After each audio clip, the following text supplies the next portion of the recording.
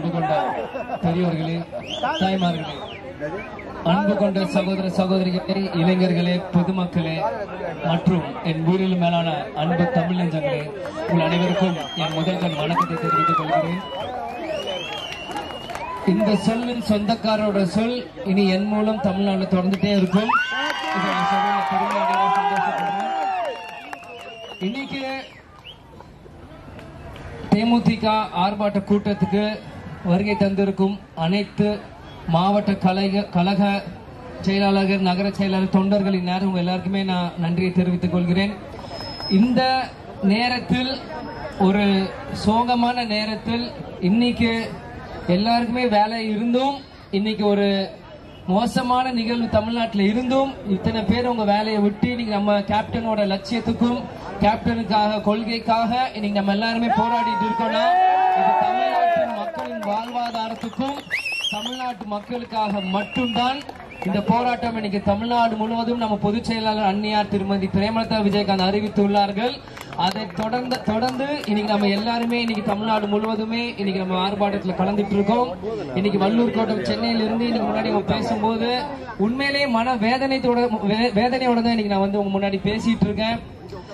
ஏன்னா பல்வேறு வீடியோ இந்த கள்ளச்சாராயம் இஷ்யூ வந்ததுல இருந்து கடந்த 4-5 நாட்களா இணையதளத்தில், யூடியூப்ல நம்ம எல்லாருமே பார்த்துட்டு இருக்கோம்.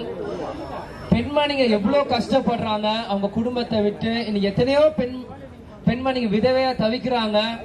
அதே மாதிரி இந்த கள்ளச்சாராயம் குடிச்சு அந்த ஆண்கள் அது சில வீடியோலாம் பார்த்தேன், அவங்க எப்படி துடிச்சு உயிர் இழக்கிறாங்க.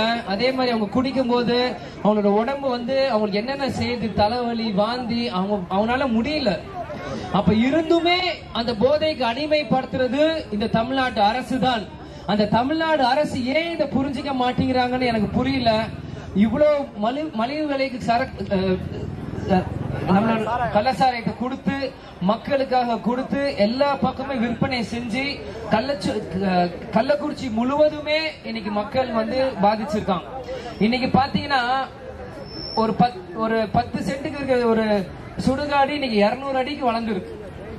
கொரோனால எப்படி எத்தனை பேரை உடவிலக்கம் செஞ்சாங்களோ அதுக்கு இணையாக இன்னைக்கு கள்ளக்குறிச்சி கள்ளச்சாராய விவகாரம் நடந்துட்டு இருக்கு.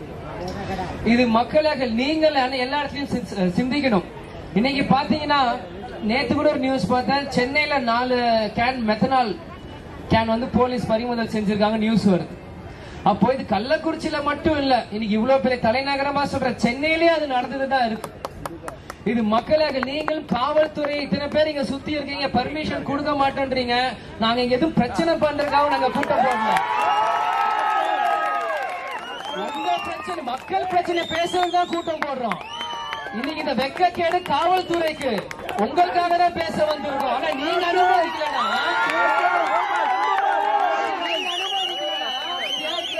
எங்க அப்பா உங்க வேஷத்தை போட்டு எத்தனையோ படங்கள் நடிச்சிருக்காங்க.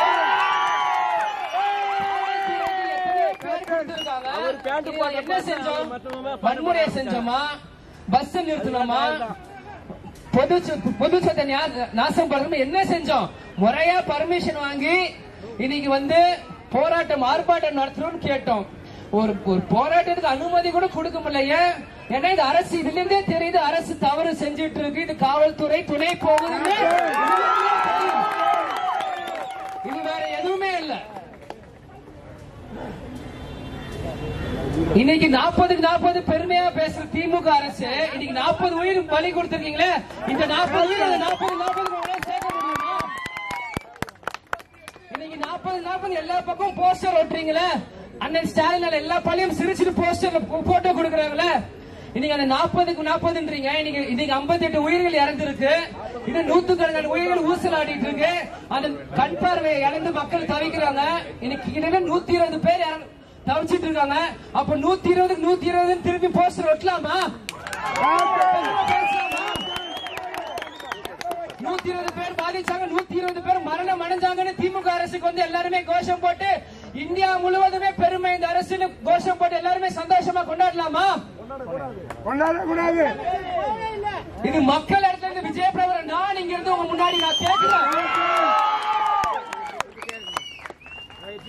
எங்க பார்த்தாலுமே பிரச்சனை. இங்க சென்னையில பார்த்தா எல்லா கிளப்லயுமே குடிச்சிட்டு பிரச்சனை பண்றது திமுக அரசு.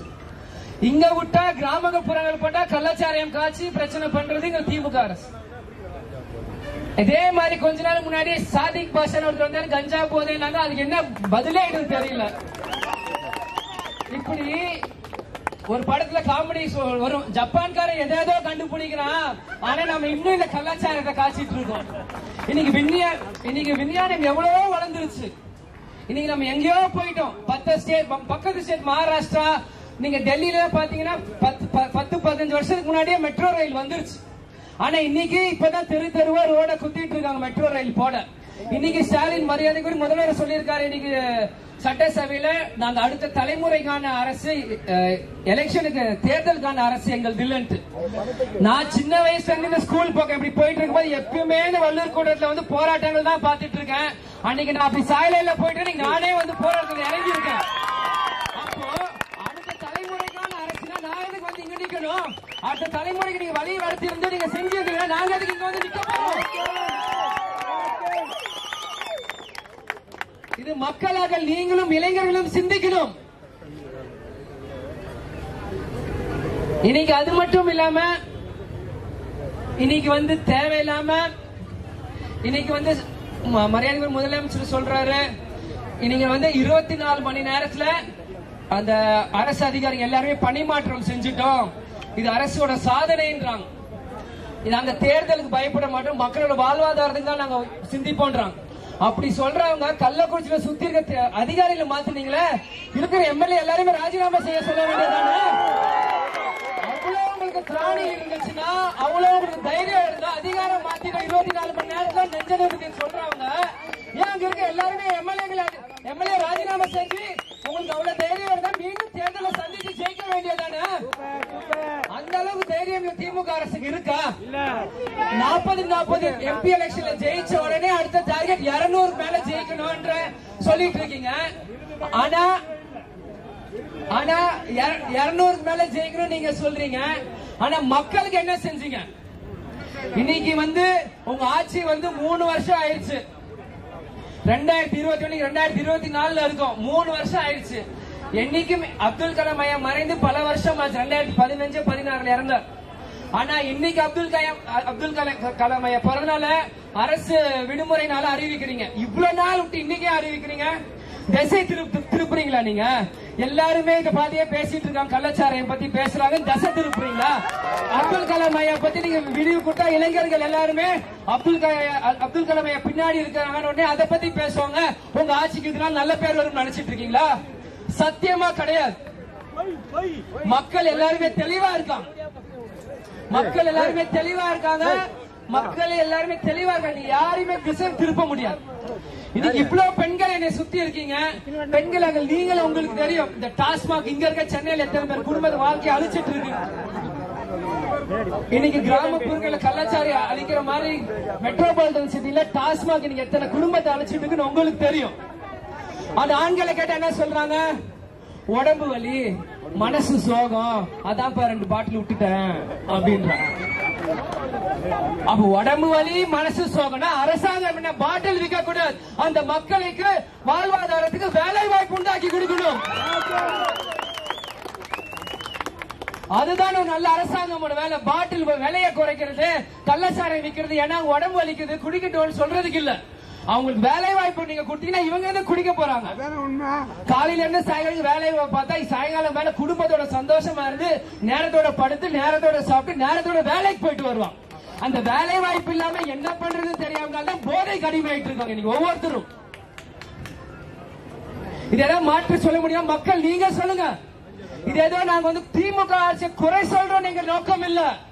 மக்களோட வலி வேதனையை தான் இன்னைக்கு தேமுதிக தமிழ்நாடு முழுவதும் ஆர்ப்பாட்டத்தில் சொல்லிட்டு இருக்கோம்.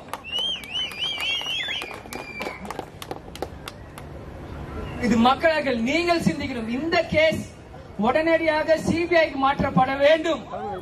இருந்தால்தான் இது உண்மையான நிலையை நம்ம கண்டுபிடிக்க முடியும். இன்னைக்கு 10 லட்சம் ரூபாய் நீங்க வந்து இறந்தவங்களுக்கு கொடுக்கறீங்க. இன்னைக்கு கள்ளச்சாராயம் குடிக்கிறவங்க யார்? பெரிய பிசினஸ் மேனோ கோடீஸ்வரனோ யாரும் இல்ல. சாதா ஏழை விவசாயிகள் கூலி தொழிலாளி பாக்குற நபர்கள் தான் இன்னைக்கு சாராயம் குடிக்கிறாங்க. இன்னைக்கு அவங்களுக்கு 10 லட்சம் அப்படின்றது மிகப்பெரிய ஒரு தொகை. இன்னைக்கு ஒருத்தர் இறந்து அவங்க குடும்பத்துக்கு 10 லட்சம் போகுதுன்னா அப்ப கஷ்டப்படுறவங்க எவ்வளவு நாள் கஷ்டப்படுறாங்க. ஒரு சூழ்நிலையில அவங்களுக்கும் சிந்திக்க தோணும், ஒருவேளை நான் உயிரை விட்டுட்டேன்னா அந்த 10 லட்சம் ரூபாய் என் குடும்பத்துக்கு கிடைக்காதா அப்படின்னு மத்தவங்க சிந்திச்சாங்கன்னா அப்ப எல்லாருமே கள்ளச்சாராயம் கொடுத்து இறந்தா எல்லாருக்குமே நீங்க 10 லட்சம் கொடுப்பீங்களா? சரி, 10 லட்சம் கொடுத்தீங்க, சந்தோஷம். திமுகவோட சொந்த காசியா கொடுத்துச்சு, மக்கள் வரி பணம் கொடுத்தீங்க, மக்களோட வரி பணத்தை தான் கொடுத்திருக்கீங்க. இது நியாயமா? ஏதோ கள்ளக்குறிச்சியில ஒரு கிராமத்துல குடிச்ச ஒரு மக்களுக்கு தமிழ்நாட்டில் இருக்க எல்லா மக்களோட வரி பணத்தை தான் நீங்க கொடுத்திருக்கீங்க. உங்க அரசு தானே, திமுக அரசு தானே நீங்க கவர்மெண்ட்ல இருக்கு. ஏன் உங்க சொந்த பாக்கெட்ல இருந்து மக்கள் கொடுத்தா குறைஞ்சா போயிருவீங்க?